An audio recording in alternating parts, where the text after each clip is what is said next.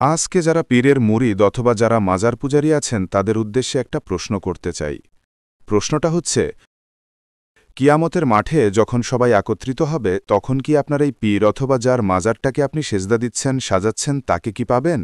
অথবা তার কি কোনো ক্ষমতা থাকবে আপনার জন্য শাফায়েত করা? অবশ্যই থাকবে না তাদের সে ক্ষমতা। সেই কিয়ামতের মাঠে সকল নবী যখন ইয়ানাফসি ইয়ানাফসি করবে, তখন আপনার এই পীর বাবাও কোনো এক কোনায় বসে ইয়ানাফসি ইয়ানাফসি করবে। যেখানে আমাদের আদিপিতা হজরত আদম আলাইসাল্লাম থেকে শুরু করে আমাদের শেষ নবীর আগ পর্যন্ত যত নবী এসেছে, তারা সবাই সেই কিয়ামতের মাঠে তাদের নিজেদের চিন্তায় মগ্ন থাকবে, এমনকি তাদের উম্মতের কথা ভুলে যাবে। সেখানে আপনি কিভাবে বুঝতে পারলেন আপনার এই পীর আপনাকে শাফায়েত করবে?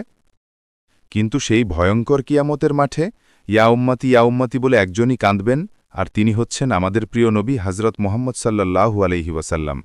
তাহলে কেন আপনি পীর অথবা পীরের মাজারকে সেজদা করছেন, তাকে মানছেন, আর সে শাফায়েত করবে, আর সেই লোভে ইমানি দায়িত্ব ভুলে গিয়েছে? যদি পীর মুরিদরা শাফায়েত করতেই পারত, তাহলে জান্নাতুল বাকিতে যে যারা ঘুমিয়ে আছে তাদের প্রত্যেকটি কবর স্বর্ণরূপা দিয়ে বাঁধিয়ে রাখা হতো।